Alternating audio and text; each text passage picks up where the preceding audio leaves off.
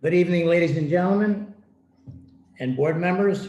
Welcome to the 2021-2022 Board of Aldermen Budget Deliberations. Today is Monday, April 19th, 2021, and we are beginning the department presentation portion of the 2021-2022 automatic budget process. This meeting is being conducted remotely, and as we begin, I wanted to take the opportunity to highlight a few guidelines to ensure business runs efficiently and that all statutory and administrative rules are followed. In accordance with the Freedom of Information Act and Governor Lamont's executive orders, this meeting is being recorded and will be made available on the City of Milford's website. If a member of the board would like to speak, please utilize the raise your hand method via Zoom, and please do not speak over other individuals. And when you are not speaking, please keep your phones and computers on mute. After being recognized to speak, please state your name and address prior to making a statement. With that, will everyone please stand up wherever you are and join me as we pledge allegiance to our flag. I pledge allegiance to the flag of the United States of America, to the republic for which it stands, one nation, under God, indivisible, with liberty and justice for all.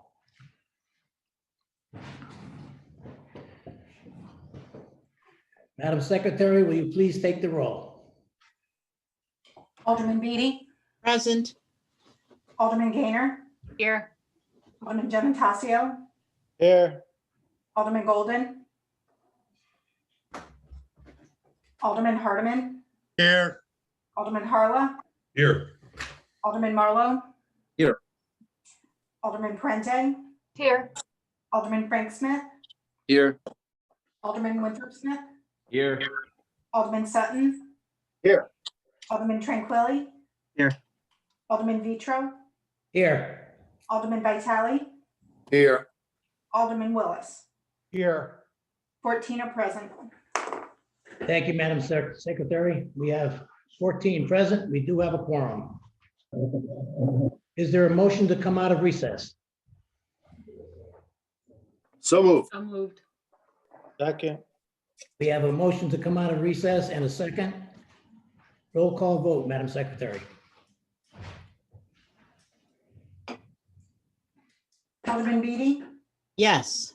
Alderman Gaynor, Yes. Alderman Gementasio, Yes. Alderman Hardiman. Alderman Hardiman.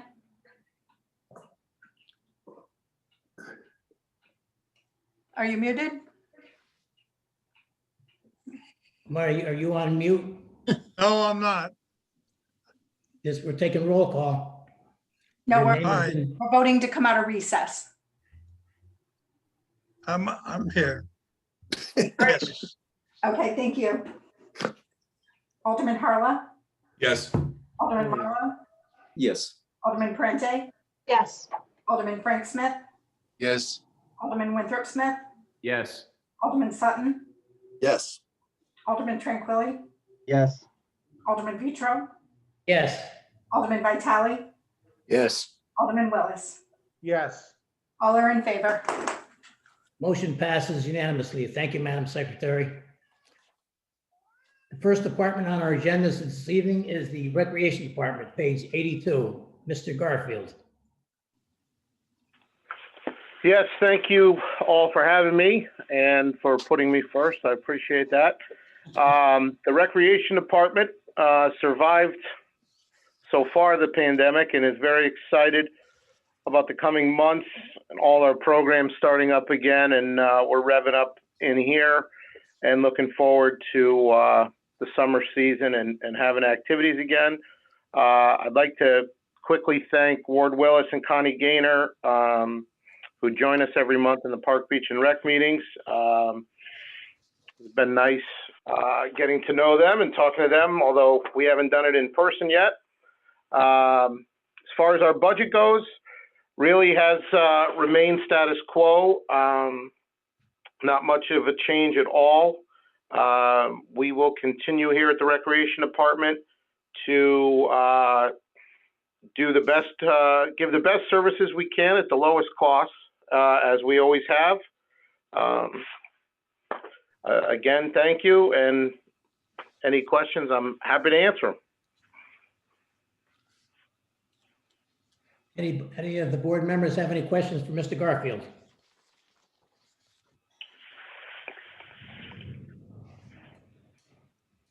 I don't see any. Thank you, Jim, for your presentation, and thank you for all the good work you've done for the city of Milford. Mr. Chair, just before Bill goes, I do want to compliment him. He's done a fantastic job. As you know, he's been a director now for several months. He was acting director before that, but he's a longtime member of the Recreation Department. And to take over that position during this pandemic, it's really a compliment to how smoothly everything is running, a compliment to him and his team. Not only did they maintain programming in a difficult environment with difficult health protocols, but they've moved the ball forward. A whole host of recreational enhancements that they have spearheaded, everything from refinishing gym floors to redoing the McCann Natatorium to all these ball field projects. Go over to KMT, which is the new set of fields, turf fields over by French Drive, or they have a project that they're moving forward with that's already started over by Point Beach to put a new, again, with funding through this board, a project over at Point Beach for new pickleball courts, a new basketball court, and a new playground area for the kids. So, and the list goes on with some of the different things that they've done to really make Milford even better. Thank you, Mr. Mayor, for bringing that all to our attention. And thanks again, Bill, for all the hard work you've done for the city of Milford, and his job well done and well deserved. The next department on our agenda is the golf course, page 112. Dan Worrell. Well, thank you very much for having me. I'll be happy to say that the golf course is up and running. It's looking very good. We have a tremendous amount of activity up there. We have online registration now, online payment, and the rounds of golf are averaging 120, 140 rounds a day. As far as my budget goes, this is the same budget as we had last year.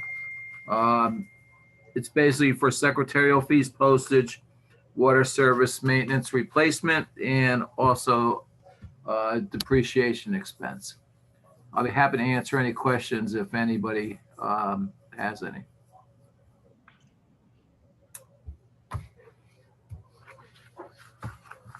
Does any of the aldermen have any questions for Mr. Worrell? Hearing none. Thank you, Dan, for showing up this evening and for your presentation. We appreciate all the good work you guys have been doing on that golf course, keeping it up to par. Pardon the fun. And hope to see a happy summer. Thank you. The next item on our agenda is community development, page 20, Julie Nash. Good evening, Julie.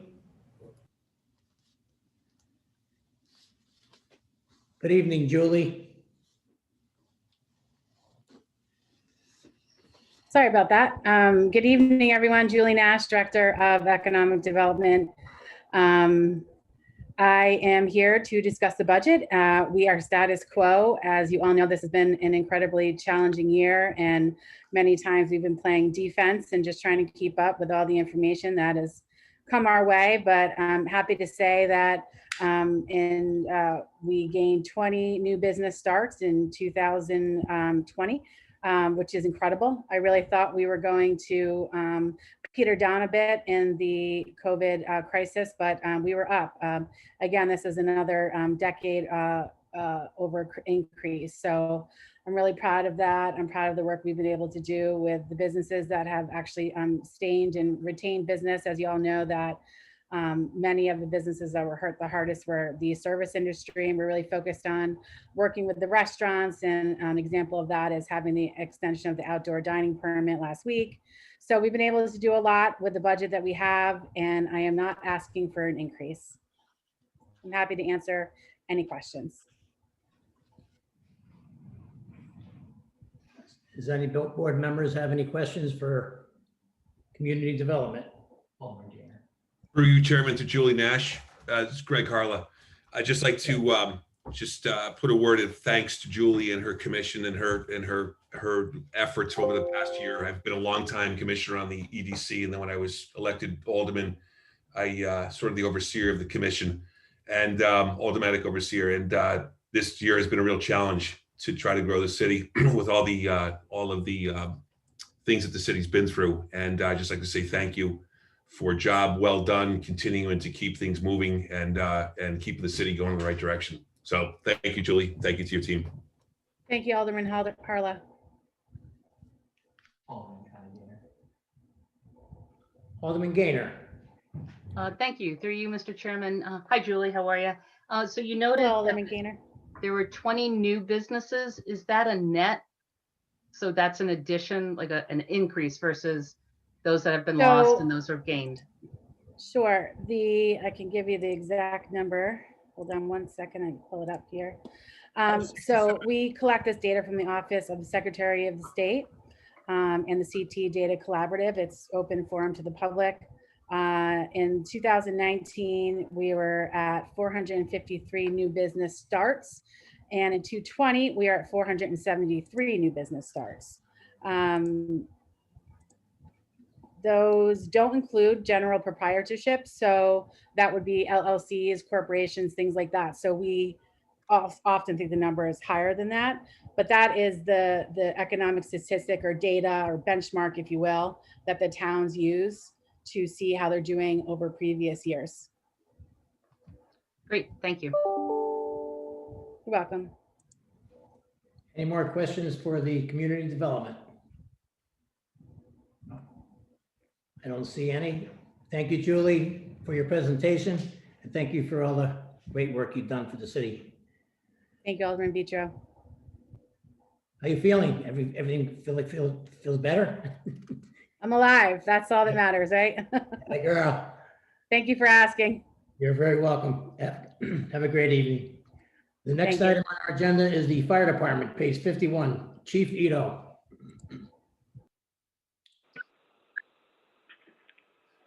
Good evening, everyone. Good evening, Chief. How are you this evening? Good, thank you. Looking good, Phil. Thank you. You have a presentation for us this evening? Well, no, not really. Like always, I'll tell you, we work hard with the mayor and mayor's order, so we try to maintain the flat budget as I think we've done the last 7-8 years now. Again, it's a little bit tougher in our situation where it's contractual. I mean, I say this every year, I'm a broken record, but 11 million of our $12 million budget is just in the wages alone. And then with the remaining million, you know, we're buying equipment, we're buying meds now, uniforms, gear, stuff like that, and the toiletries, other stuff to maintain the station. So it's a tight budget. We struggle a little bit. We make it happen every year.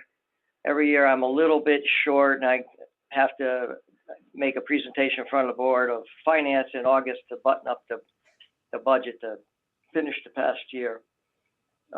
Having said that, we did make some small gains with the mayor this year in the wage accounts, and we were happy with that.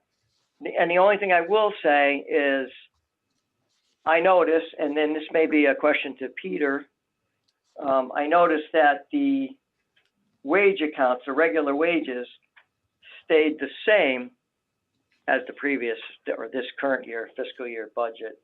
And we're in negotiations. I know they're not settled yet. This July would be 1 year without the contract. So we would have to have a retro payment.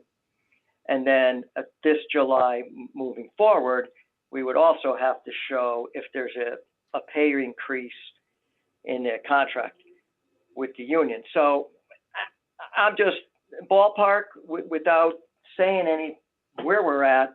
I would suspect anywhere from a 2 to 2.5% pay raise maybe each year, and it's not reflective in this budget. And that would be my only question to you, or maybe through you to Peter.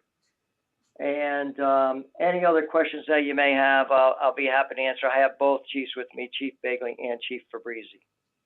And I apologize, my financial chief is not available tonight, who usually keeps an eye on the budget. Any of the aldermen have any questions for the fire chief? Yes. Alderman Beatty. Yes. Good evening, Judge Ito. I was hoping to see you in brass buttons, blue coat, but you're here officially. So I'm looking at the minutes from last year was abbreviated, but the year before, and that same discussion came up that in August you're short, and that then you go before the Board of Finance and then ultimately the Board of Aldermen to true up. So last year we talked about why that isn't in the budget initially, so that it's in the foreground and people can see it, if that's really a realistic need. It is, it's real. I believe that 2 years ago, I had mentioned that, again, with the pay raise, and it was, might have been even like a 5-year contract. We were getting 2s and 2.5s, 2.25s. And ultimately at the end, we ended up with a 14%. And that money didn't show up. Eventually it showed up in the regular wages. However, in the other wage accounts, what I was saying was that was a dollar amount. So if the firefighter was making $28 at the time, in 5 years and 14% raise, I don't know, maybe it's $32, but that line item didn't change. So there, in it's simple math, looking at it, I'm already short. And Mr. Chairman, through you to Alderman Thank Beatty you. and the rest of the aldermen, we have had several meetings, partially because of the contract negotiations that are ongoing. I can't get into those, but about how to manage the overtime budget that the city has for the fire department. And we're continuing to streamline that. The chief and I will continue to fine tune that so that some of these overruns that we really have just gotten in the fire department and the fire department alone will be better addressed, so there won't be a need for a transfer at the end of the fiscal year from the Board of Finance and then the Board of Aldermen through a budget memo transfer. Thank you, Mr. Mayor. Any more questions for the chief? Okay. Alderman Vitale. Yes, thank you, Mr. Chair, and good evening, everyone. If you look at the regular wages, and if we know we're in negotiations and whatever that number is going to be, that percent per year or per negotiable contract. So the department's requesting 89 plus, the mayor recommends 88 plus. Why would there be, Mr. Mayor, maybe to you, why would there be a recommendation from the mayor and approval and support of the Board of Finance to support what you are cutting? And when the regular wages are what they are, I think that the data is there. I mean, this seems to be a little fuzzy math here. To what extent and to what end does that prove anything when we recommend less than what the department requests, because the department requests are on the data that is out there with what is expended on wages? Could you elaborate on that and help me understand that? Mr. Chairman, through you to Alderman Vitale, in fairness, all departments, whether it's fire, or police, or public works, always are vigorously advocating for more. And it's my job and the Board of Finance's job and your job to rein that in because finances are important. There's always going to be a much more significant request for all aspects of the budget from the department heads because they are vigorously advocating for their particular department than there actually is money to cover it.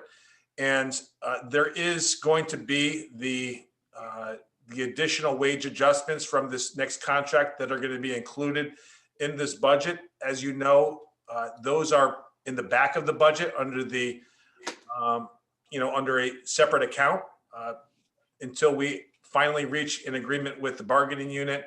And then you will see that over the course of the next 3 years or term of the contract within this budget that it'll be a 1% raise or a 2% raise or what have you. Those adjustments, once the contract is finalized, we will be able to put them in this particular department. Until then, we have a reserve account in the rear of the budget book where we account for that money, but cannot actually incorporate it into the line item for this particular budget. Mr. Chair, just to follow up, Mr. Mayor, so help me understand when it says regular wages and the department request is 8 million plus, 9 plus, and then isn't that what is needed to sustain what we already have?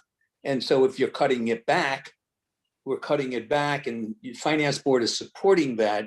And then it's going to be even more because of negotiations with retro pay and retroactive pay and going on further. So why would that be not an alarming number, but why would that be a decrease on your recommendation over the department request? Isn't that regular wages what they will need at this point in time? So for regular wages, we have an exact number and we are forwarding that exact number to you.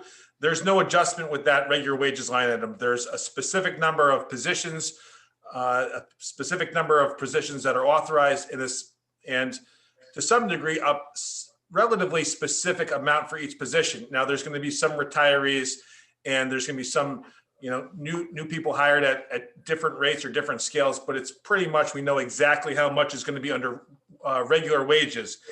The issue that we do not know exactly how much to account for, and there's discretion, is under the other wage accounts under personal service that have to do with overtime and things of that nature.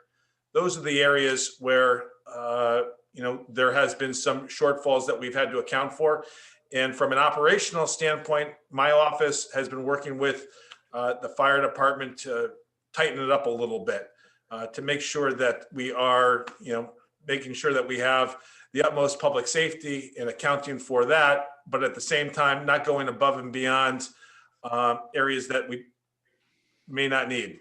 And again, this is not unique to Milford. This is something that happens, in every town across the state and the nation.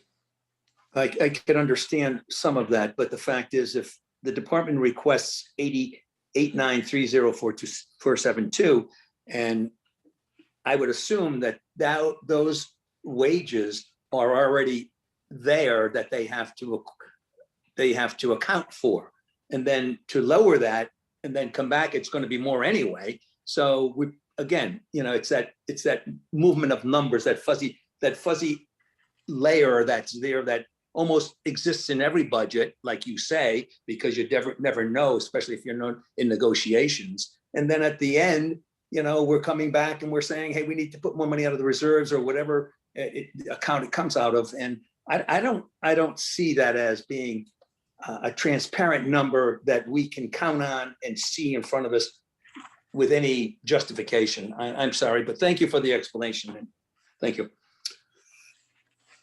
Any more aldermen have any questions for the chief? Alderman. And I'm sorry, I think to Alderman Vitale, there was a slight difference between what the department requested and what the recommendation was from my presentation and the Board of Finance's presentation. And that number under 514111 was because there was a request for an additional position, an IT position.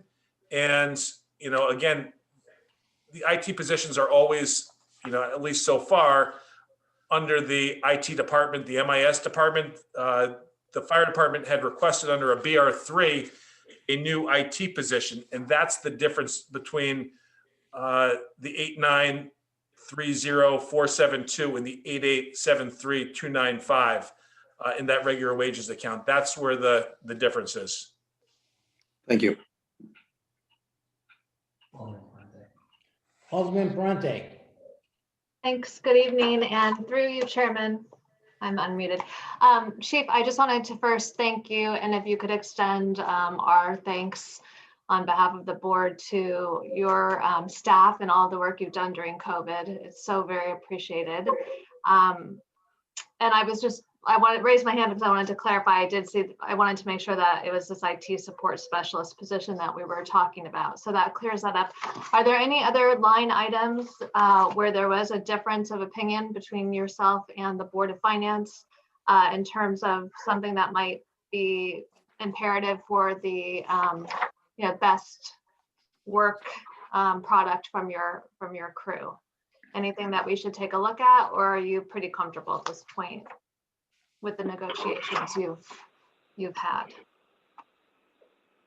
No, thank you very much. I'd have to say no. Again, in all fairness to the mayor, we did make some headway in the wage accounts.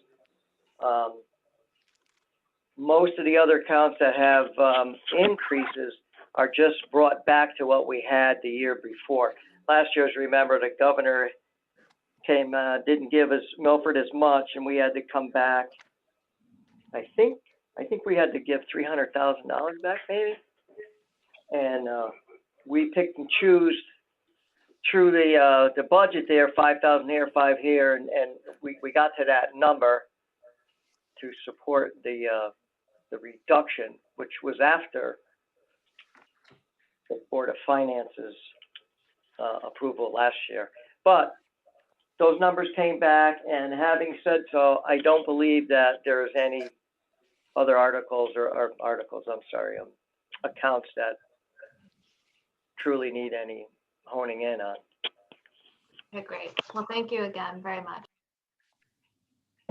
Thank you, and I'll certainly pass along the good words. Alderman Beatty. Yes, and thank you, Chief Ito. And it goes without saying, but thanks. I have a question, especially since we're talking about IT specialists. Do you have the capability of being on Zoom and virtual? Because are you on phone with the two chiefs? We're so far into this, so many months, over a year. You have the capability, yes? So that I said it tongue in cheek. I was hoping to see you brass buttons, blue coat, but there are 3 of you and you're presenting. The question is, do you have the capacity to connect with us virtually? And I guess the second question is if not, why not? Can we help with that? Well, I can make a joke and say that the mayor cut it out of the budget. So we have no camera. However, the IT department, they did replace all the computers in the firehouse and all the workstations, but there is no microphone and no cameras. Now, I do have an IT guy that comes here twice a week, and if I nail him down, I could probably get him to. I can't do it. I'm not a computer guy. I could nail him down and get the camera on my computer. And then my main office of the fire commissions room has just recently put a camera and a microphone in it. So there's 3 of you have a way to sit safely, distance, and be virtual for such a meeting as this with a little support. That's all I want to know. Okay. Yes or no? Well, I mean, we work together. We can certainly sit in this room together and huddle around the computer. But if we went into the big room, it's possible that we can hook that up and get it running.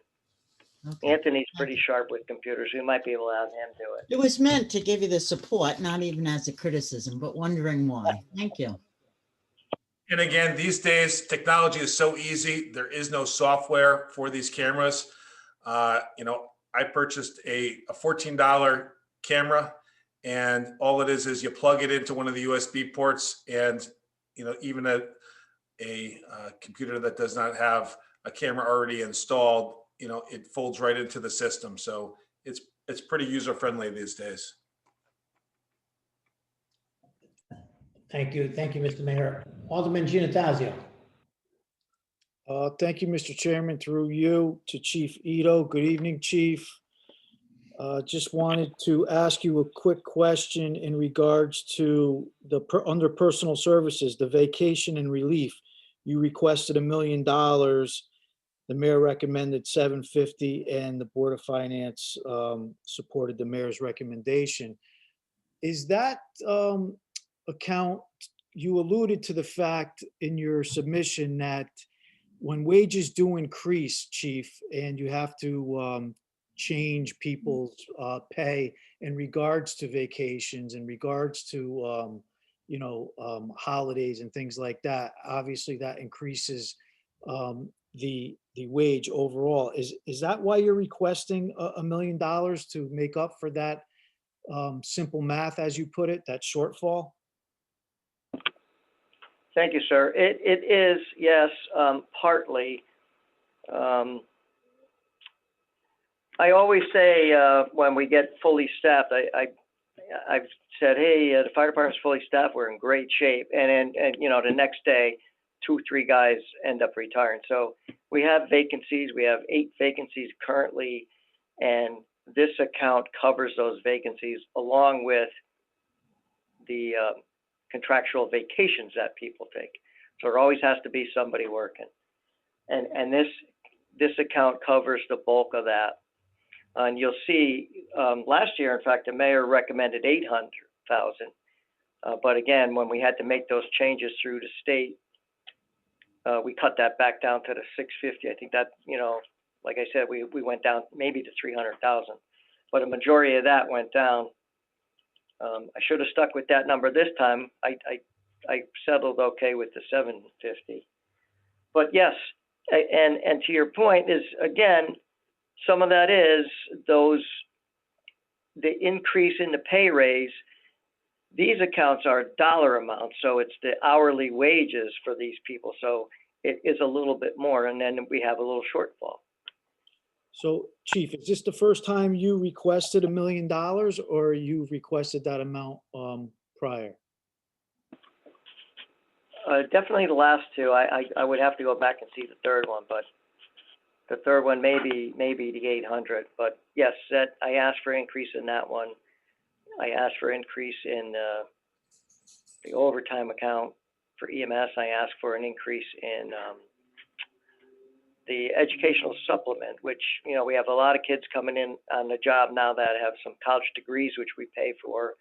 And we have paramedics and EMTs that we're paying stipends for. Mm-hmm. Because based on this personal services block of wages, that's where you're probably the most, where there's a big discrepancy, a significant discrepancy. So I'm just trying to understand, why the request is $1 million and you're only getting $750,000. So this must drive you to request for a budget transfer at some point during the course of the year. This would be one of these examples. I make transfers within the accounts, but I have not gone to the board at all yet to do that, to make any of those adjustments, because I can still transfer within the accounts. So did you request this $1 million with the expectation that we're going to renegotiate the wages this come July, and there's going to be an increase, like you said, usually it's a 2.5% increase within 5 years? Is that what drives this number up as well? It does that, and also putting it into the regular wages. Okay. So I just wanted to get clarification on that, and I appreciate the explanation. And I'm a big fan of the fire department. I think you guys are doing a great job, and I'm here to support you, in any way I can. So please feel free to reach out. Thank you. Absolutely will, and thank you very much. You know, this is it's a team, so we're working with we're all on the same team, and we work very hard to. You do. Thank you, Chief. Alderman Marlowe. Good evening. Through you, Mr. Chairman, possibly to the chief or the mayor. I see in the overtime EMS that it has, it says that it may be supplemented by a special revenue account. Has that happened in the past, and how is that reflected?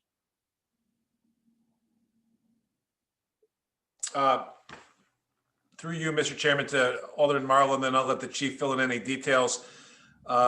When we started billing for not just level 2 care, which is the paramedic care, but also, you know, for transport, the Board of Aldermen established a couple of different reserve accounts. A portion of the monies that we collect for transportation go to the general fund, and then a portion of those monies go directly to the operation of the fire department, with the thought that it would supplement some of the EMS needs because they're performing this, I don't want to say additional service, but you know, this service, so that 25% of the funding that we bring in goes directly back to the fire department in a reserve fund that they can utilize for operations, generally operations associated with their work on the rescue trucks. Thank you. I did have another question for the chief. Good evening, Chief Ito. I had a question as far as the positions. You had mentioned you have some vacancies. Out of the funded positions, are they, you know, besides the ones you talked about, are all the positions filled?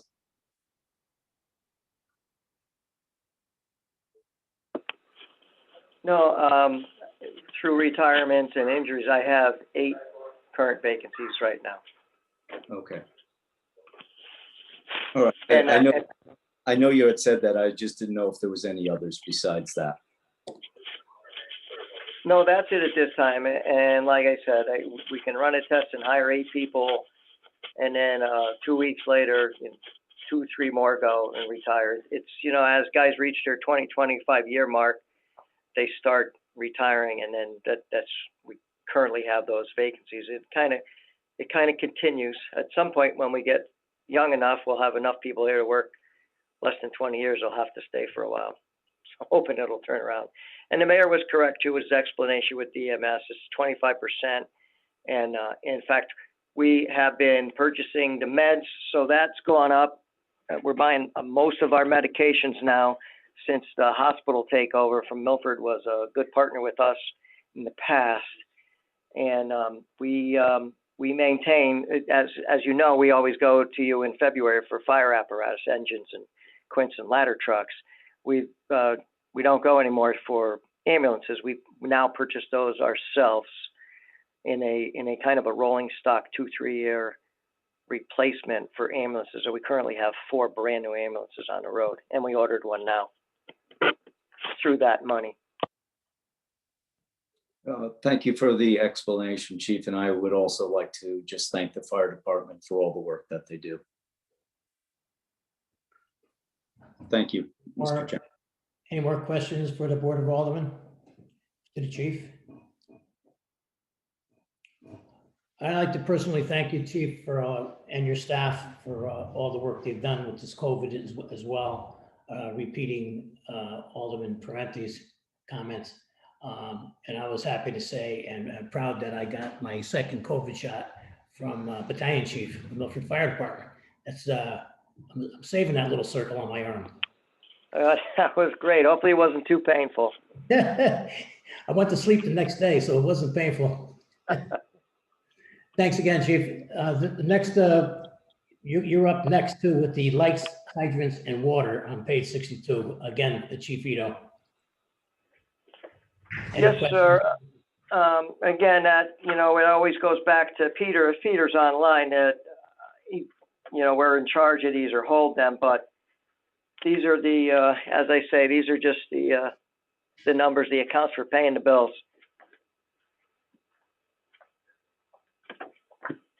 Any questions from the board regarding lights and hydrants?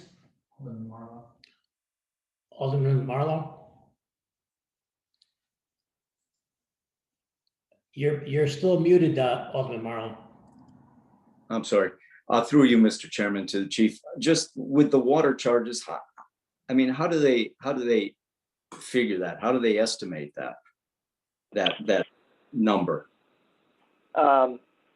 It's a long process. It's quite the formula, almost like an actuary's thinking or explanation. And I know that the mayor has a great passion for that, and he could probably fill you in better than I could. Alderman Marlowe, through you, Mr. Chairman, to Alderman Marlowe. It is a complex formula, but primarily it's based on the linear feet of fire service lines that you have, going to the number of fire hydrants that you have. And in Milford, we have approximately 1,400 fire hydrants, Chief. Yes, upwards a little more in that area. So that's primarily what's driving us for our regional water authority. We have the highest, more than anyone else, bill for fire service. What we've been advocating for is for the regional water authority to change the way that they charge for fire service. There are some towns and cities that aren't charged anything.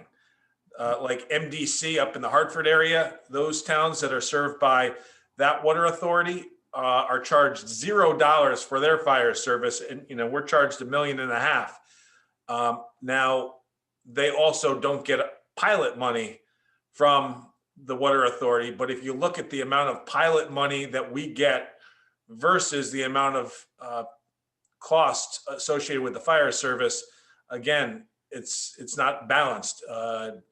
However, there are some towns like North Branford that are in the regional water authority that receive, 10 times the amount of pilot money from RWA infrastructure, and they pay just a token amount in fire service. So it would be my preference, again, as a town that pays a ton for fire service, to have those two things offset a little bit more than they are now, and to have the way that the regional water authority bills. And I've, gone to their meetings and put in my testimony and asked that be adjusted by the RWA board. It has not yet. Thank you for the explanation, Mr. Mayor. It was just a big number. I was curious how they came up with that. Thank you. Alderman Tranquilli. Thank you, Mr. Chairman. Through you to Peter Aradisi.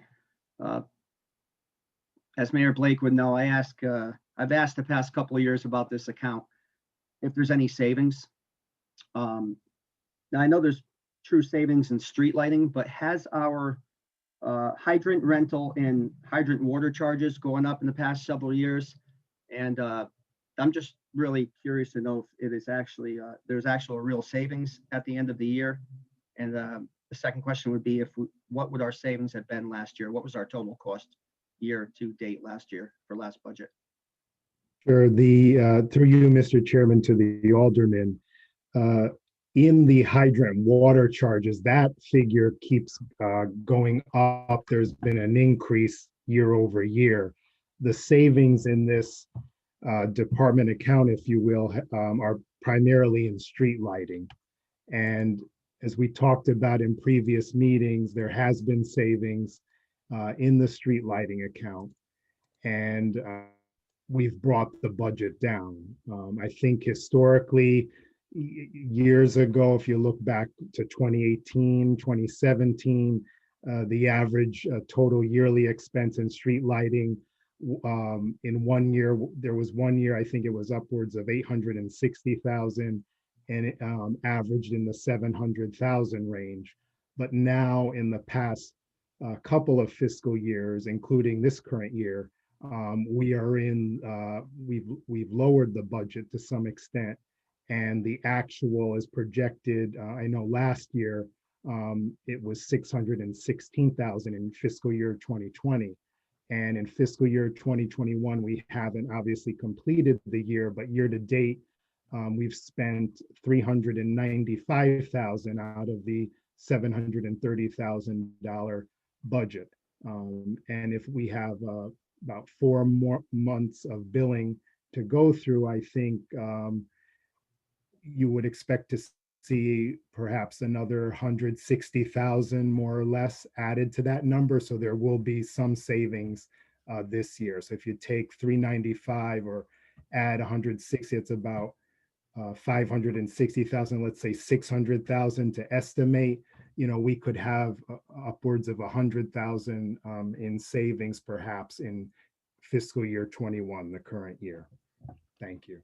And Mr. Chairman, through you to Alderman Tranquilli, that is almost exclusively, or it is attributable to the conversion of the high sodium lamps and the conversion over to LED. So both the 3000 Kelvin and 4000 Kelvin LED lamps across town, that's what's driving that big savings. Mr. Chairman, if I can just ask another question to the mayor. Mayor Blake, have we installed any other lighting since last year? Any additional? I know we do install several. I think we rent them. I believe we still pay a rental through UI. Do we have a number as to how many more we've installed since last year? So, Mr. Chairman, through you to Alderman Tranquilli, I think you're referring to the Light the Night program. We take them as they come up. There's not a tremendous amount, but there has been other lighting installations. For example, in the last year, there's been some lighting projects over by Walnut Beach along East Broadway. There's new lamping, Founders Walk within the last year, replacing some of those lights. I can get you an inventory, I believe, of projects that we've done over the last year. I don't have those at the tip of my tongue, but there have been some requests that have come out of the police department, traffic division as well, or patrol division for new safety lightings in addition to those public works projects. Thank you, Mr. Mayor. Thank you, Peter. Any more questions from the board? Seeing none, we'll open under emergency management with Chief Ito. Any questions regarding your emergency management to the chief? I'll see. So you'll see that this one remained flat or the same. And in fact, I think it even went down a little bit. We got rid of some. We saved some money with the old flood gauges that we had. We're still looking at some internet-based website flood warning systems or monitoring systems.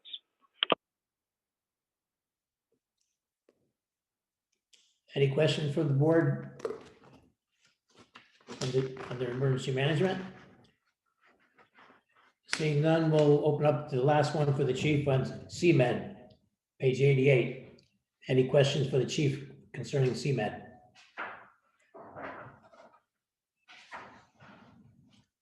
I don't see any questions, Chief.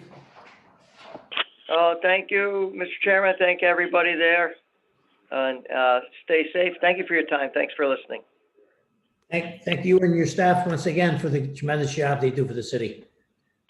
Thanks, Chief. The next department we'll see here tonight with the Milford Government Access Television, page 16, Kara Flannery. Good evening, Kara. How are you this evening? I'm Kara. Hi. Nice to see you. Nice to see you.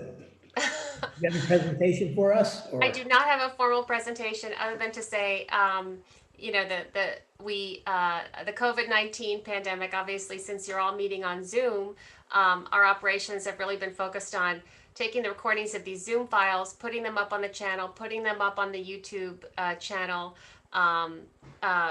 That's what we usually do on the city side. On the Board of Ed side, we also stream the Zoom meetings live to the YouTube to the MGAT EDU YouTube channel. So that is one added benefit we have there. And we also are really trying to offer our services to the community to cover any events that cannot be held in person as they have been in the past. We were able to have an event for to honor veterans. We're also going to be covering an event for Memorial Day, the Mayor's Youth Awards. So it's been a year where we certainly are not spending as much as we had in the past because we're able to find these efficiencies by not actually sending somebody to City Hall to spend a few hours at a meeting and upload it. But what we did is kept our budget flat because our hope is that we will be in person again next year and that we will be able to cover meetings and events as we have in the past. So that's really what we've been focusing on, just, trying to be a service however we can during this difficult time. So. Well, thank you very much for your efforts. We certainly appreciate it on this end. Any questions from the board to Kara? Hopefully, like what you mentioned, that we'll be back on the air soon. And, yeah. And if you think of anything that needs to be covered, please reach out to us. We were happy to work with the Milford Police Department, streaming sort of a Meet the Recruits session that they had recently. So if there's a hearing or an event that you want to invite the public to, but you can't invite the public to, please let us know how we can help. Sure will. Okay. Thank you again. Alrighty, take care. The next item on our agenda is the Open Space Department. Jeremy Grant, our former alderman.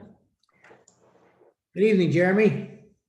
Good evening. It's thank you for having me. It's very nice to see all of you again. I was really hoping that we'd be able to do this in person, but either way, it's wonderful to see everybody's faces.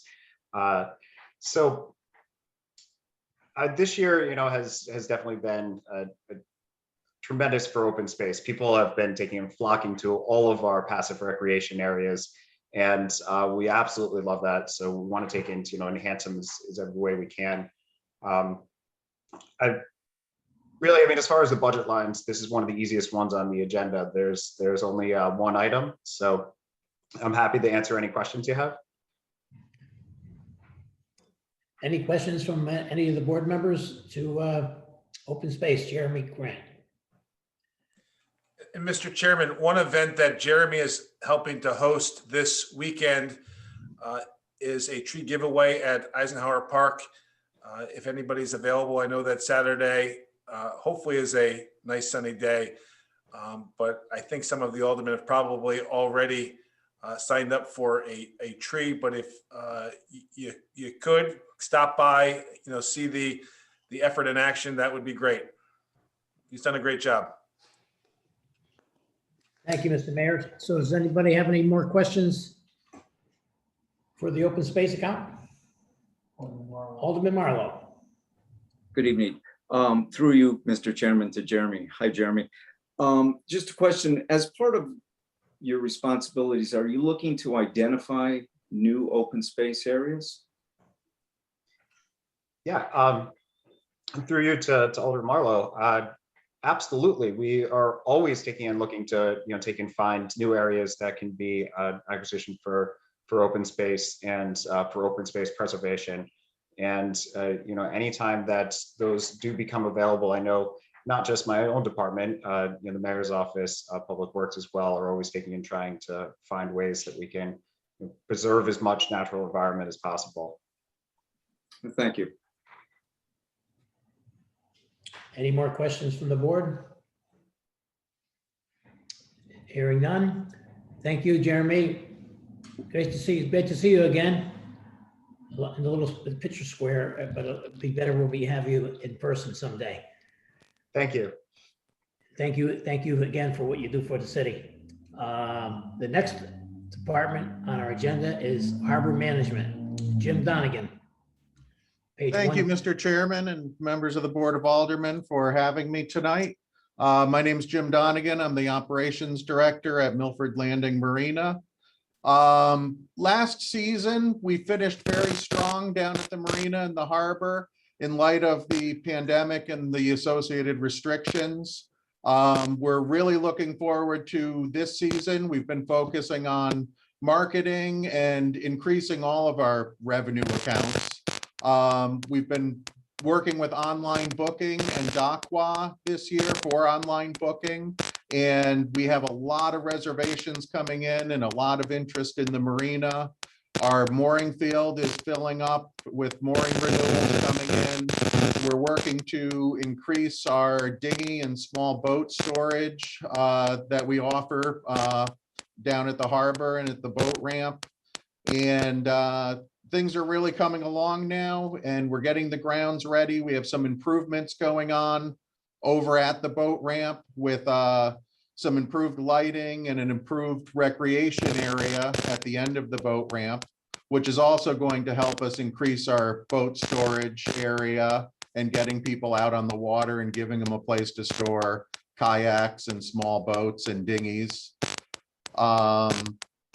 And we're really looking forward to the season. Everything's, starting to come along now, and we're getting the grounds cleaned up and getting ready to go. Our budget this year remains basically the same, and I'm happy to answer any questions anyone has. Any members of the board have any questions for the harbor management? Alderman Harlow. Thank you, Mr. Chairman. Through you to Jim. Just like to thank Jim. I sit on the commission as the alderman as an alderman representative along with Ray. When Jim took over for Ray before the pandemic, he had big shoes to fill, and he's done a tremendous job with bringing the harbor, bringing the marina up to date. As he mentioned, the addition to Docwa, the grounds, the additional rental spaces over at the boat ramp. He's really done a terrific job so far with really making a great asset to the city even better. So I just wanted to publicly say thank you, Jim. Great job. Through you, Mr. Chairman, to Alderman Harla, thank you for that. I certainly appreciate it. Do we have any other questions concerning harbor management from the board? Hearing none, I want to thank you myself too, Jim, for the job you're doing on the harbor. Looking forward to an exciting summer. Hopefully more and more things open up so we can enjoy the water a little bit more this year. Absolutely, and thank you very much. Very welcome. The next department on the agenda is the Boys and Girls Club, page 92, Megan Altamar. Good evening, Megan. Good evening. Thank you so much for having me. You're very welcome. You have a presentation for us or? A quick little one. Okay. You like quick. First of all, I would just like to thank everyone so much. The entire city of Milford has been tremendous to the Boys and Girls Club over the past year. From allowing us when we shut down to go completely virtual and be there for all of our members, and delivering food gift cards and making sure that they were taken care of, to having full virtual programming, as well as being able to do check-in phone calls and make sure that the kids are okay that we knew needed us most and might not have been able to get on virtually, to working with the city and the health department to making sure we could open on the first day of summer camp, that we were able to do so on June 22nd. We ran our longest summer camp ever, the entire summer, and we were really happy. It was a scary time knowing that we were going to be opening, and with all these new protocols and what was going to happen with the kids that were just quarantined for all this time. But it was really a great day when all the kids came running in, smiling. Jill and I in the parking lot in our full PPE, scanning all the kids' temperatures, wearing masks and gloves and gowns and shields at that first day because we were being really precautious. And the kids were still so happy and resilient. So we were really proud of them and excited to be open. We ran our full summer camp, and then we were able to work with the Board of Education to come up with a plan for how we'd be able to offer after-school programming. Typically, we would bring all the kids to the Boys and Girls Club and we'd have a really fun day in the building. But when it was unsafe to bring everyone together, Dr. Kataya and Dr. Fedigan were amazing in allowing us to go into the schools. So we've been operating out of each of the schools, 8 elementary schools for the past school year, as well as operating the teen center out of our Simon Lake unit. We're serving more kids than we've ever served before, which is crazy in this time. We've really done everything we can to meet the needs of the community, opening for full days on days in which the kids were doing full virtual learning, and as well as expanding our after school program day to accommodate the half-day schedule. So we've really just tried to do everything we can to be there and expand our services and be there for our members. And I'm so proud of them. They've done a great job, our kids, and we're excited to have been able to help in any way that we've been able to. Thank you, Megan. That was great. Any questions from the board to Boys and Girls Club? Have you gotten a chance? I haven't been following the upgrade on St. Gabe's school. Have you entered there, or you're working on that, or how is that? No, we're still waiting. I believe the city's going to be closing shortly on that deal and Getting all ready for it? yes. So hopefully in the next couple of months, we'll have more of a plan and an idea of when everything's going to happen. Maybe I'll have it ready for the summertime, maybe. That'd be great. Any questions for Boys and Girls Club from the board members? Hearing none. Thank you, Megan, once again, and thank you for the great job you always do for all the kids. Thank you. From all the kids is right. Thank you so much. You're very welcome. The next department on the agenda is the Law Department, page 24, Mr. John Bertram. Good evening, John. Good evening. How's everybody? Thank you for having me. As you can see, I don't really have a presentation. My budget is status quo from last year. It's exactly the same numbers. The town hall union, which comprises basically everybody in my office, their contract is open, like all the other union contracts. So there will be adjustments down the line, but that's why the wages are the same as they were last year. But the numbers are stagnant. But if you have any questions, happy to answer them. Any board members have any questions for the Law Department? Mr. Bertram? I don't see any. Thanks again, John. Thank you, everyone. You have a good evening. Thank you for your Mr. Chair. Yes. The only thing I did notice on the agenda was the Ethics Commission. I didn't have it on my list. I usually present that. It's a small number, but it's on page 25. I don't know if account number 054132. And Mr. Chairman, through you, similar to last year, or the same as last year, we went over this with Alderman Sutton and Gina Tassio and Vitro. We did not include those boards and commissions and grant agencies under $10,000. Most of those are boards and commissions like the Ethics Commission or the Tree Commission or the Zoning Commission or the Board of Aldermen, for that matter, because most of the time it's related to things like secretarial services, things that are relatively de minimis. If any board member has questions, certainly I can help answer those questions, or I can invite a member of those grant agencies or boards and commissions to the meeting. Again, it was a decision that we made back last year when we transitioned over to this Zoom format, this virtual format. We could do the same thing that we did last year if we need to bring in anybody for questions that they may have. Again, that's something that we discussed, and happy to bring more clarity though. Thank you, Mr. Mayor, for clarifying that for us. Didn't mean to cause any confusion. Thank you. Thank you, John, as always. Take care. Have a good night. Alderman Parente. Through you, it was for Attorney Burcham, but I think he may have signed off. I think he did. I could ask maybe then through you to the mayor, what is the range of salaries for these positions for city attorney, assistant city attorneys throughout the region? Do you know? Mr. Chairman, through you to Alderman Parente. Well, our city attorney's office is a little bit unique because we have a part-time city attorney. Got it. And so that's why that particular position, the city attorney, is less. It's a position that I think works, he may work actually more than a part-time, but I think it's scheduled for 24 hours a week.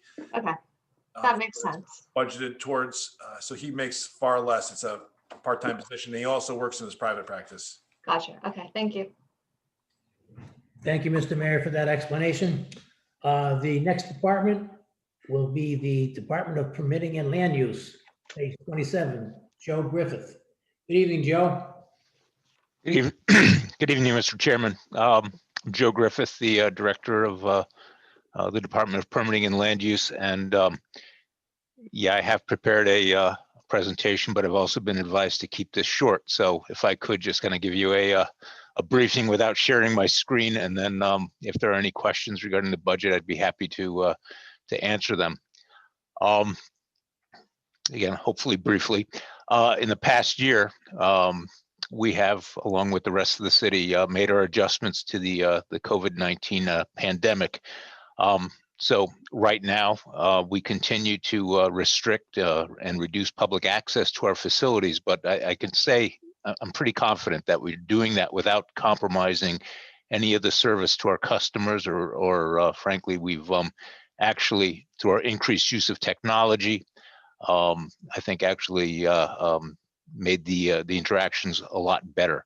At the same time, we've also implemented the long-awaited permitting software that we've switched over to. So, and I've equated that to you know, trying to change our tire while we're doing 70 miles an hour on the highway. But our staff is really, you know, stepping up to the plate and doing a really, I think, great job. As I said, we're not only keeping ourselves safe through primarily working through online and web interactions with the public, but I think we're also increasing the rate at which we are issuing permits. At this point in time, we are, whereas last year, I think we were, at this time, we were issuing residential permits, including electrical, mechanical, and plumbing permits online. Right now, we're essentially issuing all permits online. We're taking in applications for zoning permits, as well as inland wetlands permits, and all the building permits, the commercial, the residential, the electrical, the plumbing, the mechanical. All of those are being taken in online. Our permitting system also allows us to take in credit card payments. So very literally, Charlie Carell, our chief building inspector, he's coming in usually about 6:15 in the morning. And we'll spend the next 2 hours just triaging the applications that have come in the previous night. Usually 20 to 30 of these, you know, electrical, mechanical, plumbing, building permits, zoning permit applications. He's opening up all of these, and the ones that we can get done quickly, he's knocking them right out. Like I said, the fees associated with these things are also submitted online. So you know, I'm really happy, and I think frankly our customers are you know, we have our glitches, we have our hiccups, we have our problems as we're trying to implement this permitting software, but I think for the most part, the customers are seeing a real improvement in the way that we are conducting our business and able to get the work out the door. In addition to taking in the permits, we're also just recently taking in requests for building permit inspections online. Again, hiccups and glitches going on, but it does keep people from having to, dial us during the day and, hopefully not get a busy signal. It enables them to look to at least notify us that they're looking for an inspection in the coming days, in the evening, online. The other thing that we continue to do in response to the COVID situation is we have, just like this meeting, we're continuing to hold our planning and zoning, our inland wetlands, and our zoning board of appeals meetings online. I think this again has directly and indirectly led to a lot of efficiencies and cost savings through the governor's executive order. While you'll see in our budget, we maintain a healthy line item for public notices, specifically through the newspaper legal ads. We're not touching that right now. All of our public notices are being done on the websites and on the city websites, and that satisfies the governor's orders right now in terms of notifying the public. So we're recognizing a substantial, significant cost savings. At the same time, in that we are taking in all these documents and then distributing them electronically for online meetings. I think our customers are seeing a big savings in terms of just the application costs. Sets of drawings can run, into the hundreds and into the thousands of dollars for substantial projects. We're now taking these drawings in online and distributing them electronically to all of our board members. So without getting into too much of the details of our budget, it's essentially the same. It's a $9,000 increase from last year. And as we have done, we've taken our operational expenses for each one of the offices and consolidated those under the DPLU budget. But from that, I think we're, again, as I said, I'm pretty happy with the services that we're able to maintain and actually increase. So if there's any questions, I'd be happy to answer them. I don't have any questions, Joe, but I just wanted to thank you personally. Along with being an elected official, I'm also a general contractor, and I've used your department numerous amount of times this year. And certainly in my mechanical contractors have complimented some of them are out of town, complimented the improvement that the DPLU has done over the years. You just keep on improving better and better. And that's always a great sign. I mean, you're one of the biggest departments we have, and we like to just keep that rolling just the way you got it. I want to thank you for all you and your staff for keeping that up to par and keeping the little glitches to a minimum. I know all departments have to have these glitches, but you've maintained to have those glitches very, very few and done a lot with them. So any other? Thank you, Mr. Chairman. You're very welcome. Any other members of the board have any questions or concerns? Alderman Tranquilli. Thank you, Mr. Chairman, to Joe. And like Chairman Vitro, I'm also a general contractor, and I've used the permitting office several times. I can remember at one point we had 4 building inspectors. Dan retired and Rack passed away. Yes. Since then we've hired 1 more. Have you found that we're doing okay with 3 building inspectors, or are we looking for a 4th inspector to keep up with the? Yes. Yeah, with Dan's retirement, we've actually just recently put our ad in the essentially notice out on online that we are looking for that 4th building inspector to fill Dan Garriak's shoes. it seems like things are going pretty well. I know that when I go in there for a permit and even now applying online, it makes it a lot easier. In the past, it was really difficult. I think over the past 7 years, it's gotten much better. So you feel that that fourth inspector we're going to need to keep up with the permitting. Yes, like I said, the pace picks up on its own and builds up its own inertia. And my real fear, and I think Charlie as well, the chief building inspector, our fear is that as these applications are flying through the office in some cases, we don't want to make a mistake. I mean, it comes back and hurts us. It comes back and hurts our customers. And so that's where I really want to make sure that we are putting the right manpower to each application, to each one of our customers that we really have to. So yes, I think we should be getting that fourth building inspector position filled. Okay, thank you. Alderman Gaynor. Thank you. Through you, Mr. Chairman. Good evening, Joe. About how much would you say was collected in permitting fees this year?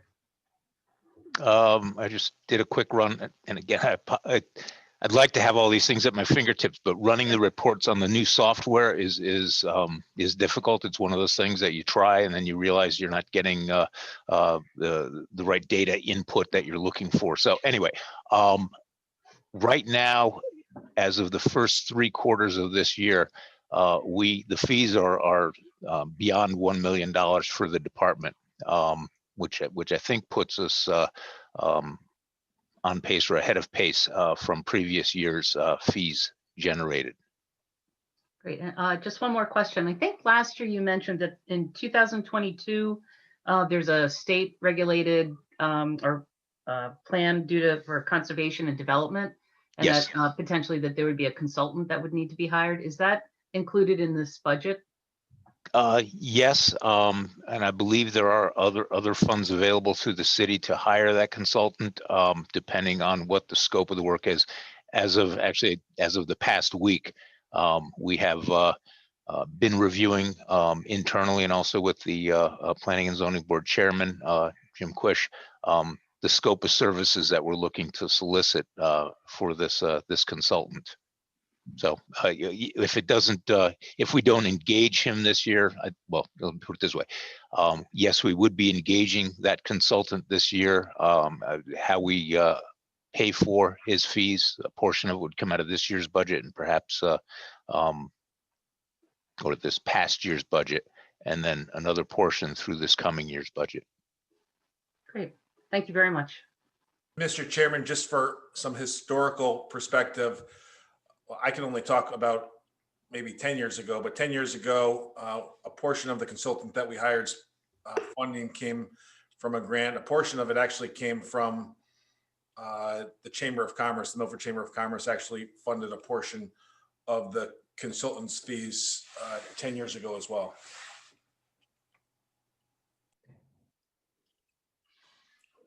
Thank you, Mr. Mayor. Any more questions for the DPLU director?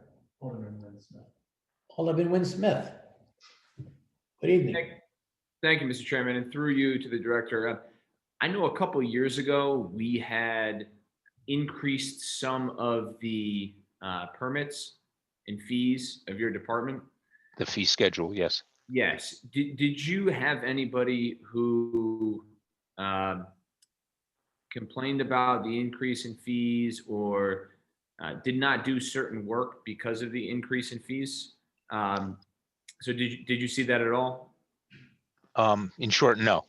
Nobody that I'm aware of. And obviously I can't tell you whether people didn't do work due to increased fees, but no, I've had no direct complaints that our fees have exceeded other towns. In fact, the mayor has asked me to continue to review other cities and towns to make sure that we are essentially not giving our services away.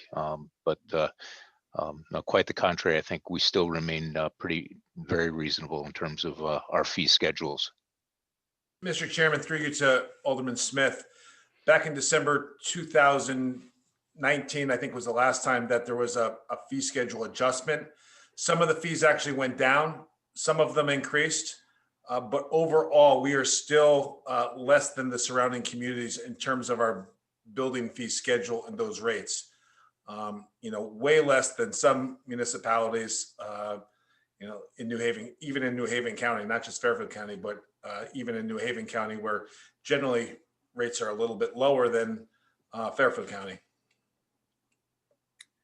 Thank you for that. And Mr. Chairman, through you to the director, and those the fees that you received, given that there is the new fee schedule, did you find that it was more helpful for your department to have those certain fees increased? Was there a marked effect on certain areas of your department that was helpful? No, I mean, our office, our performance, and frankly, the staffing in our budget is independent of the fees that we raise. I will say there's two parts to the equation. One being the per thousand rate that we are charging for fees, and then obviously the other part of the equation is the value of the construction that is declared by the applicant. And other towns will, they don't care what you're building, they will assign a fixed dollar amount to a new residence or a new commercial renovation or what have you, regardless of what the quality of the work is. We continue to rely on the applicants to come to us with a value of construction. In the past 2 years, I have mandated that the building officials, if they see, and we've got it through a written policy, that if we believe a fee is being lowballed, then we will contact the applicant and tell them that we need and this is by the state building code, we are allowed to accept the dollar amount. And in some cases, we will push back and say, no, we don't believe that you are going to build a house for $60 a square foot, or what have you. So again, there's just to kind of understand that there's two parts to that equation. It's not just the dollar per thousands that we're charging, but it's also the value of the work that is affecting the fees. Thank you, Director. Thank you, Mr. Chairman. You're welcome. Any members of the board have any more questions? APLU Director. I don't see any. Thank you, Joe. Thank you for your presentation and answering all our questions. And again, thank you for all the great work you and your staff does for the city. Thank you very much. The next department we're going to hear from is the mayor's office. And Mayor Blake will be answering questions. Mayor Blake, do you have a presentation or you want to just answer questions? Thank you, Mr. Chairman. Through you to all of the aldermen. As you can see, the departmental budget is pretty much status quo. I'm happy to answer any questions that arise, but there are no real additions or adjustments from what was approved last year. But again, happy to answer any questions. Any questions for the mayor concerning the mayor's office? Seeing none, move on to general expenses. And Mayor Blake will be answering the questions for that. Mr. Chairman, through you, I think the only new item under general expenses, I'm just flipping to that page as we speak. Page 19, Mr. Mayor. Is under 554135, food to kids. And again, it's a nonprofit organization within our town. It's a relatively small contribution that the city would be making, even though they are involved with a whole host of different aspects of the city, not just all of our schools. Especially during this pandemic, they've made huge contributions. One of the things that you've heard throughout the last 13 months is the nutritional issues associated with this pandemic. There have been people that have not have not received enough food to sustain kids. And this organization has really stepped up and helped us fill that huge gap. They have been invaluable to our efforts for pandemic relief. Including them in our budget is to some degree, it's a acknowledgement of what they have done, but more so by having them have a real relationship with the city of Milford, it allows them to apply for grants or seek contributions, and knowing that they have this special relationship with the city of Milford, that they are a grant-based agency. This is something that I think is important just because of what they have done for the last many years in our community. It's a relatively small amount of money, but in my mind, it reaffirms our connection with this good nonprofit organization that's done a lot of work. Thank you, Mr. Mayor. Any more questions from the board? Alderman Vitale. Thank you, Mr. Chair, through you to the mayor. All that you had indicated with food to kids is exact, and all for that, and they do a tremendous job. I know we at United Way also have helped them out. I'd also like to see the Milford Prevention Council, the money that you're giving them, I'd like to see that increase a little bit more because of the work they're doing within the community. But my question is on the duplicating costs, the $42,000. Is that a sum total of all of the duplicating costs that we'll see in the city portion of their budgets? Can you elaborate on that number to clarify?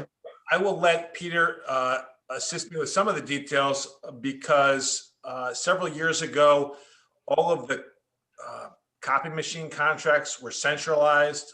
It was a cost-saving measure. So some of that is in that number, and Fred Bialka helps coordinate that, who's the purchasing agent. He also happens to be this month's employee of the month. We just made that designation today, but I'll let Peter give some more information about that. In addition, however, included in this are things like the budget books, things like other big costs, duplications that we have. I think maybe even some, I'm not positive, Peter can probably confirm, but some tax bills and stuff have some of their costs come out of this account as well when we go to print the tax bills. Before we go to Peter, though, is so that number duplicating costs is hardware and rentals and paper and everything, all of that inclusive? It's the contracts that we have with some of for those big copy machines. I do not believe that it accounts for the actual paper cost. Well, you said the idea of this budget book with part of it is that that was separate. I mean, not the copy paper that we load into the copy machines, but yes, it doesn't, I believe, and Peter can tell me differently, that within this account, we do pay for these budget books, which we have scaled back in recent years. That's just one example of the many things. We're reducing the number of budget books that we print each year, having more of them available online. Having said that, Mr. Mayor, is it more prudent to say, let's wait until, is it necessary to print your budget out and the Board of Finance budget, or can we wait until the Board of Finance just to save? I don't know what the cost savings is. I don't know what it costs to prepare the books. Maybe it's a nominal fee at this point because you said you've changed the amount of the number that we give out. So it might be a moot point, but I always thought about that, having a mayor's budget and a Board of Finance budget. Why just don't we incorporate your budget with the Board of Finance budget and let it come out at once? By charter, we have to print out each. We have to prepare each budget. Okay. The mayor's budget has to be, presented on or before February 1st of each year to the chair of the Finance Committee. So there are statutory and charter requirements for printing the budget. But in terms of the runs that we do for budget books these days compared to 10 years ago, it's significantly reduced. Thank you. Peter, want to follow through on that with that the number as to what it includes? Through you, Mr. Chairman, to Alderman Vitale. Yes, the mayor is correct. I'll just clarify that the duplicating cost account, one of the primary cost drivers in that account are the larger city copiers, the central copiers, the ones in finance, the one on the first floor. There's about a half a dozen or so copiers in between Parsons and City Hall that Fred Bialka, our purchasing agent, several years ago, was able to consolidate and get lease agreements with BBI Technologies, and the cost of those leases are in this duplicating cost line item. The cost of the paper, as you alluded to, those are spread out among the various departments. The finance department has a big chunk of it because we provide the paper for the tax office and for those copiers that are in finance in the Parsons building. Thank you. Thank you, Mr. Chair. You're welcome. Any more questions from the board? Hearing none, we'll move on to the next department, would be Public Debt Service. Public Debt Service, Mr. Mayor. Mr. Chairman, I'm happy to answer any questions. If I don't have the answers, Mr. Eridisi, I'm sure does. Any board members have any questions concerning the Public Debt Service? I don't see any. So we'll move on to the next department, the Employee Benefits, page 84, Mayor Blake. Happy to answer any questions. Any questions from the board concerning the employee benefits?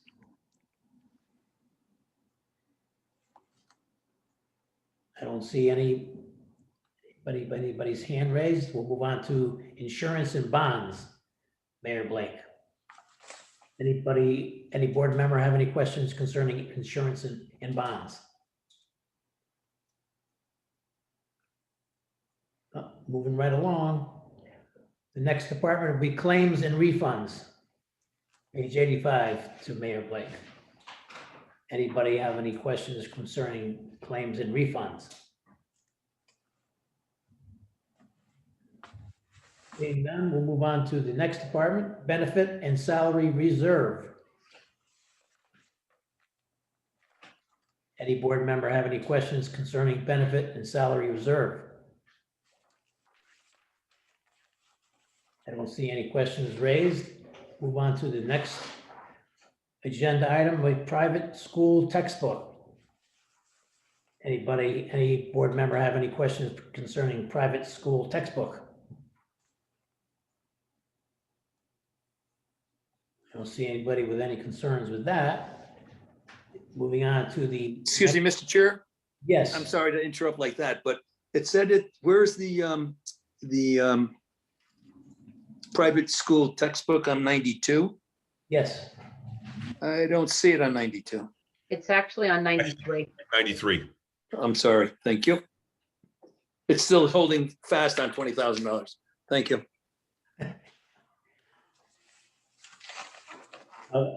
We'll close under that and open on their education audit fees. Any board member have any questions concerning education audit fees? Don't see anybody's hand raised on that one. And I do have a question. I'm sorry, Miss. Alderman Beatty. Through you, and this is. Education audit fees? Yeah,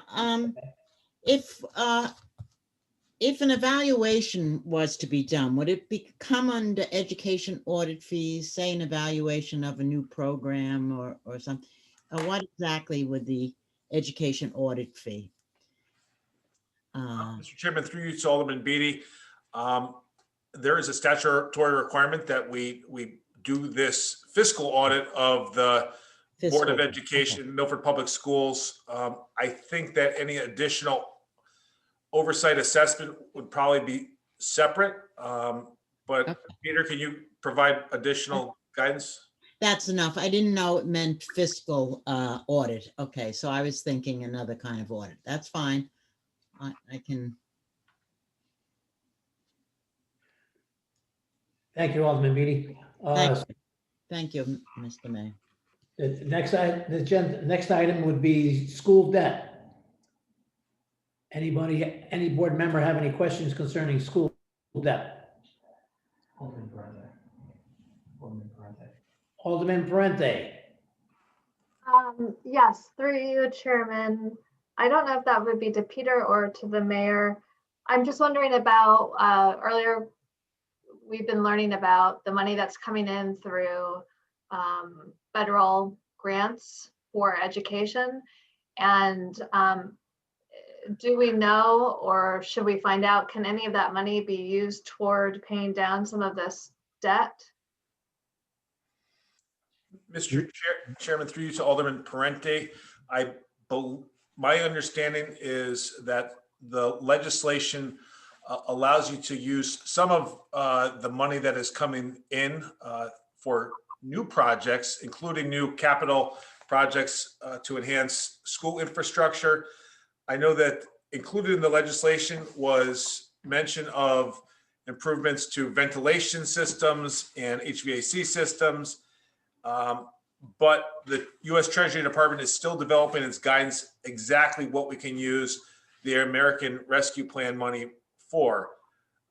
Some of the past money through ESSER 1 and ESSER 2 and other coronavirus relief money, we could use it for specific coronavirus adjustments to the infrastructure. I don't think that we can reclassify, formally issued bonds and use it to pay down that debt unless, again, the Treasury Department comes out with guidance that allows for that, but I don't think so. But that being said, money that has not been spent so far for future projects, we may be able to utilize this COVID-related federal grant money for.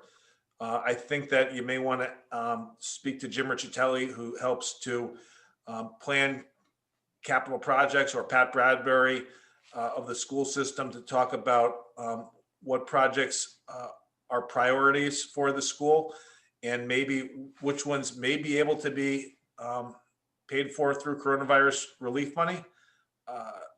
And I'm happy to investigate some of those questions in more detail as well. Thank you. You're welcome. Any more board members have any questions concerning school debt? I don't see any. We'll move on to employee benefits, non-teaching. Any board member have any questions concerning employee benefits, non-teaching? I don't see any of those. And the last item on our agenda is the education health insurance contribution. Any board member have any questions concerning education and health insurance contribution?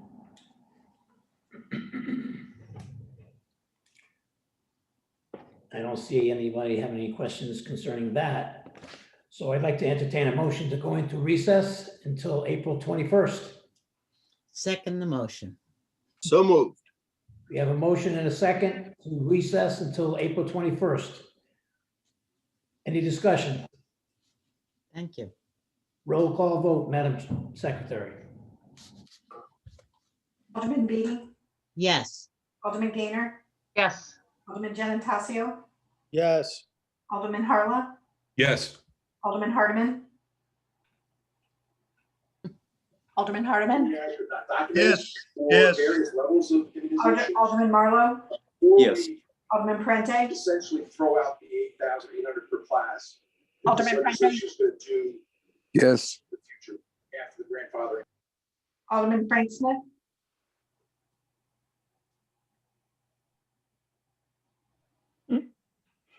Alderman Frank Smith, Alderman Winthrop Smith, Yes. Alderman Sutton, Yes. Alderman Tranquilli, Yes. Alderman Vitro, Yes. Alderman Vitale, Yes, Frank's doing his Hartford work, I think. Alderman Willis. Yes. Tony, did you hear me? I did not, but I got you now. Okay, sorry about that. Thank you. Okay. All right, all in favor? The real delta, the real change. Passes unanimously. We're into recess until April 21st. Thank you, Thank ladies and gentlemen. Thank you, everyone. Have a good night.